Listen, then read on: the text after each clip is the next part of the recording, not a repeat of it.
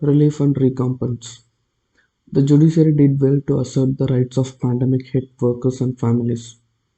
It is a matter of relief and satisfaction that the Supreme Court has prodded the Union government to perform its statutory duty of fixing a compensation for the families of those who lost their kin to the COVID-19 pandemic. The order comes close on the heels of a slew of directions on registering the country's vast unorganized workforce and its army of interstate laborers on a national database and ensuring that none of them went hungry.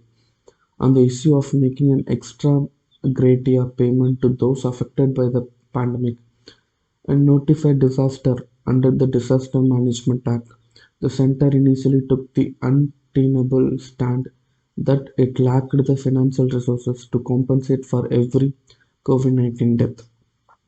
However, it later admitted that it was not the adequacy of resources that made it avoid any compensation, but rather its decision to prioritize expenditure in response to the pandemic. It is indeed true that unlike more frequent disasters such as cyclones, earthquakes, and floods, a pandemic that has hit every country is not a one time calamity but an ongoing and prolonged phenomenon. However, the court has rightly found that this was not reason enough for the government to evade its duty to include ex gratia assistance on account of loss of life in its guidelines for minimum standards of relief to those hit by the disaster. The court correctly did not fix a compensation amount for each death, leaving it to a policy decision by the National Disaster Management Authority and the center. In an earlier order, the court dealt with the need for comprehensive registration of all interstate and unorganized workers in the country. It is unfortunate that it needed a pandemic and the resulting humanitarian, social, and economic crisis for millions of workers to give an impetus to the process. The Supreme Court, while disposing of suo motu proceedings on the miseries of migrant laborers, has now fixed a deadline of December 31 this year for all states and union territories to complete the process. The center has been given a deadline of July 31 to make available a portal for its national database for unorganized workers project so that it may be used for registering unorganized workers across the country. However, the Union government, which was directed to make such a common module available to the states as far back as in August 2018, claimed the work on developing the portal was affected due to the fallout of the pandemic. The court has pulled up the Union Labour Ministry for its apathy and lackadaisical attitude, and directed that the process of registration should begin by July 31.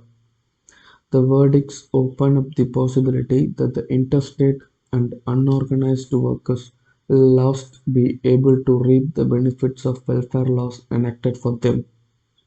These interventions signify the rejuvenation and assertion of a court seen as somewhat reticent until recently. Later than ever, Puducherry needs an efficient administration that is not immersed in political wrangles. The Union Territory of Puducherry has finally got a council of ministers. It has taken almost 2 months after the assembly election results and 50 days since the assumption of office by N. Rangasamy as Chief Minister for the National Democratic Alliance to get 5 nominees sworn in as ministers, 3 from his party, the All India NR Congress, and 2 from the Bharatiya Janata Party. What makes Puducherry's first NDA ministry stand out from the earlier coalition ministers is the inordinate delay in its formation despite there being a pre-poll alliance. The impact of the deadly second wave of the pandemic did not add any sense of urgency to the parties to thrash out their differences, but there could be more trouble to come. Portfolios have not been allocated to the 5 ministers who were sworn in on Sunday. The chief minister's illness was only the only obvious reason for the delay in cabinet formation. There were also differences between the partners and within the BJP local unit. The central government too appeared to have supported the chief minister's not so enthusiastic response to the local BJP unit's demand for the post of deputy chief ministers, as it did not create any such post. However, the BJP, which has 9 MLAs in the assembly, including 3 nominated legislators, is tasting power for the first time in the union territory. The party has also got the post of Assembly Speaker. For all the delay, those involved in the cabinet formation, including Mr. Rangaswamy, deserve credit for the social balance in the Council of Ministers, which has 3 former ministers, 2 representatives of scheduled caste, and a woman.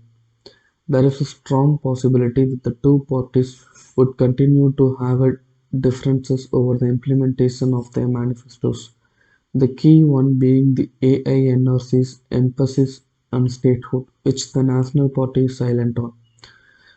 The territorial administration is not in the pink of health as far as its finances are concerned. According to the budget for 2020-21, debt servicing accounts for about 18% of the revenue expenditure of the administration annually, in addition to salaries and pensions constituting around 35% and power purchase 17%. Under such circumstances, it is not hard to guess how many of the goodies promised by the two parties would translate into reality. Instead of committing itself to many new measures, the Council of Ministers should ensure that existing welfare schemes, including Social Security pension to age group wise beneficiaries, are well implemented. The centre should be empathetic and provide a package by waiving legacy loans, those taken about 15 years ago. Mr. Rangaswamy and ministers should ensure corruption free and quality administration instead of engaging in political bickering.